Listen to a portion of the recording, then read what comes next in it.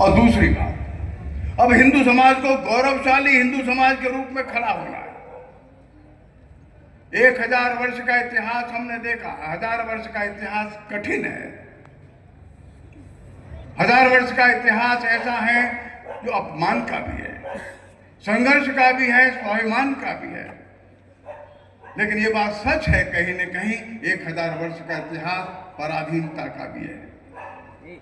ये बात सच है, 1000 वर्ष के इतिहास में हमने बहुत कुछ सुंदरतम उस समय विश्व को दिया है। सर्वाधिक संत साहित्य तभी लिखा गया, बड़े बड़े योद्धा उसी समय में खड़े हुए हैं। लेकिन ये बात भी सच है, हमने जजिया भी दिया। ये बात भी सच है, हमारे लाखों लोगों का जबरन मतांतरण भी हुआ। ये बात भी सच है, लाखों लोग हमारे शहीद भी हुए। इतिहास में से क्या पकड़ करके रखना, क्या छोड़ देना। हर हिंदू को जो जागरूक है ध्यान में रखना है, 1000 वर्ष के इतिहास में जो गौरवशाली है उसको निकाल करके सामने ला करके रखे। अन्यथा 1000 वर्ष की गुलामी ने हमारी मानसिकता को गुलाम बना दिया है। हमको अपना अच्छा समझ ही नहीं आता। हमारी आंखों पर पर्दा पड़ चुका है, वो पर्दा हटा देना है। मैं आगरा के लोगों को पिछले 8 साल से 10 साल से कह रहा हूं, आगरा के साथ कई सारी ऐसी स्मृतियां जुड़ी हैं जो दुनिया को पता होना चाहिए। यही जयपुर हाउस जो है, इसी जयपुर हाउस के बगल में एक भवन है, यही बगल से है।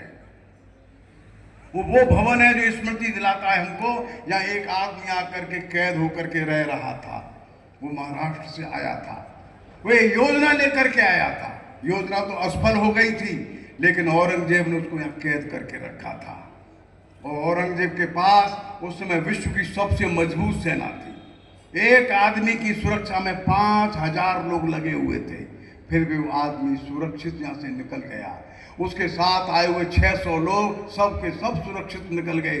ये दुनिया का एक ऐसा एपिसोड था जिसको दुनिया आश्चर्य से आज भी एनालिसिस करती है। दुनिया के बड़े से बड़ा जो स्ट्रेटेजिक आदमी है, स्ट्रेटेजी के प्लान करते हैं, वो आज भी इस बात को सोच करके कंफ्यूज हो जाते हैं, ऐसे कैसे हो सकता है। लेकिन हो गया, हो गया। उसमें उनकी नीति निपुणता थी, उनकी चतुराई थी, उनकी समझदारी थी, उनकी बुद्धिमत्ता थी, उनके साथियों का साहस था, हिम्मत थी। उसका नाम था छत्रपति शिवाजी महाराज। बंधुओं, ये सारे विश्व का ऐसा एपिसोड है, सारी दुनिया में अनपैरेलल है, इसका कोई सादृश्य नहीं है। हम 8 साल से कह रहे हैं, अरे भाई अब सब तुम्हारे हाथ में है, एक अच्छा स्मारक ऐसा बनाओ।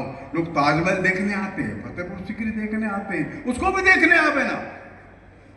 आपको मालूम है जो विश्व युद्ध लड़ने वाले और बड़े बड़े और योद्धा, नेपोलियन बोनापार्ट, चर्चिल, जापान के लोग, ये सब लोग शिवाजी का चरित्र पढ़ते थे। और आगरा के लोगों को ध्यान में नहीं आता है, वहां शिवाजी का एक स्मारक बनना चाहिए। बात चल रही है, कब सफल होगी भगवान जाने। एक बात, यही आगरा में फव्वारा है, उस फव्वारे पे एक कोतवाली है। उस कोतवाली में एक नौजवान लाया गया था औरंगजेब के शासन में। उस नौजवान ने विद्रोह किया था औरंगजेब की सेना के खिलाफ। औरंगजेब की सेना के 10,000 से ज्यादा लोग मार दिए थे उसने।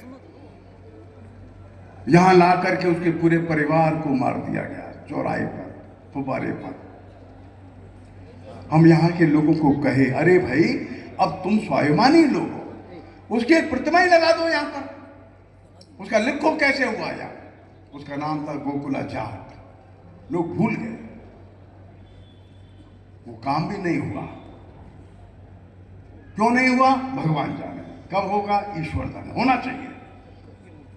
जिन लोगों ने उस समय के अत्याचार के विरोध में हिम्मत से तलवार उठाई, हिंदू समाज की रक्षा के लिए बलिदान दिया, और हमारा समाज ऐसा आंख पर पर्दा डाल करके बैठता है, उन बलिदानियों को ढंग से स्मरण भी नहीं करता।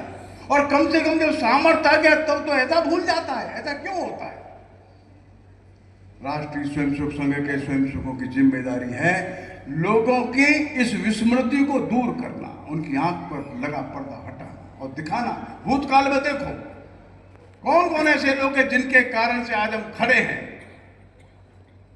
एक तीसरा स्थान फतेहपुर सीकरी का। ध्यान रखो, फतेहपुर सीकरी आगरा का किनारा है।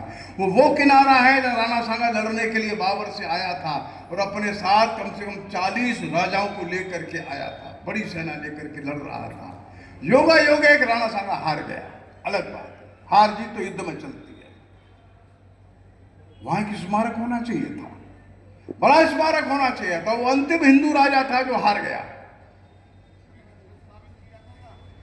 लेकिन जो है वह बड़ा स्मारक नहीं हो पा रहा है। प्रस्तावित तो कर रहे हैं लोग विचार भी कर रहे हैं, बनता क्यों नहीं है? और क्या चाहिए आपको? वहां की खुदाई में सैकड़ों मूर्तियां निकली हैं।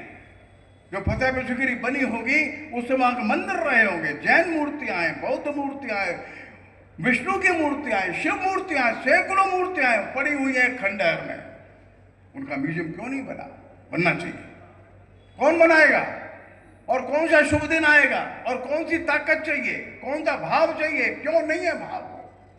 आज समाज पूछता है या नहीं भी पूछता हो, हमारी अंतर्मन की आत्मा तो पूछती है कि राणा सांगा जो लड़ने के लिए यहां आया था और इस लड़ाई में हजारों लोग मारे गए थे, हजारों लोग मारे थे, और योगायोग से वो अंतिम बड़ा प्रतिरोध था जो हिंदू समाज ने किया। उसकी स्मृति में बड़ा कोई स्मारक बनना चाहिए था, वो नहीं बना। हजारों लोगों के बलिदान, उन राजाओं के बलिदान, सैनिकों के बलिदान की स्मृति को भूल गए। क्यों भूल गए? तो पूज्य डॉक्टर साहब ने कहा था ये समाज आत्म विस्मृति में चला गया है। ये सच बात है, और विस्मृति ऐसी गहरी है कि जगाने के बाद भी जगती नहीं। राष्ट्रीय स्वयंसेवक संघ के कार्यकर्ताओं का, हम सबका ये कर्तव्य है कि एक और हिंदू समाज को स्वस्थ बनाना है, हिंदू समाज को एकजुट बनाना, सामर्थ्यशाली बनाना, और ऐसी दिव्य दृष्टि देना जो पूर्व काल के अपने उन महापुरुषों का बार बार स्मरण करे जिनके कारण से आज हम खड़े हैं। वे न होते तो क्या होता? ये कार्यालय सब कार्य का एक प्रतीक माना जाना चाहिए। अध्ययन करने वालों का भी एक केंद्र बने, हर क्षेत्र में गहरा अध्ययन करें, सेवा करने वालों का भी केंद्र बने, हर क्षेत्र में सेवा करने का संकल्प लेने वाले लोग यहां करके सेवा के बारे में विचार करें। संस्कृति का भी केंद्र बने। संस्कार भारती का तो अखिल भारतीय कार्यालय था, और इसलिए ये कार्यालय अच्छा बना है, बड़ा बना है, हमको एक नया विश्वास दिलाने वाला है, नई जागृति, नया स्फूर्त अपने को मिल जाए। इसलिए मैं आगरा के उन सभी बंधुओं को ये आग्रह करता हूं विनम्रता पूर्वक कि ये कार्यालय माने ये केवल भवन नहीं है, ईंट पत्थर का बना हुआ बड़ा मकान नहीं है, केवल प्रचारकों के रहने का स्थान नहीं है। ये हिंदू समाज के लिए बार बार सभी क्षेत्रों में विचार करते हुए हिंदू समाज को सर्वांग सुंदर बनाने वाला संकल्प केंद्र का नाम ये माधव भवन है, ध्यान में रखिए। वो क्षेत्र संस्कृति का होगा, वो क्षेत्र कला का होगा, वो क्षेत्र साहित्य का होगा, क्षेत्र विज्ञान का होगा, क्षेत्र इतिहास का होगा, क्षेत्र कोई सा भी होगा। तो राष्ट्रीय स्वयंसेवक संघ की शाखाएं तो लगेंगी, बढ़ेंगी, लेकिन ये शाखाओं के माध्यम से, स्वयंसेवकों के माध्यम से समाज के प्रत्येक जीवन में एक हिंदुत्व का बोध लेकर के खड़ा होने वाला समाज चाहिए।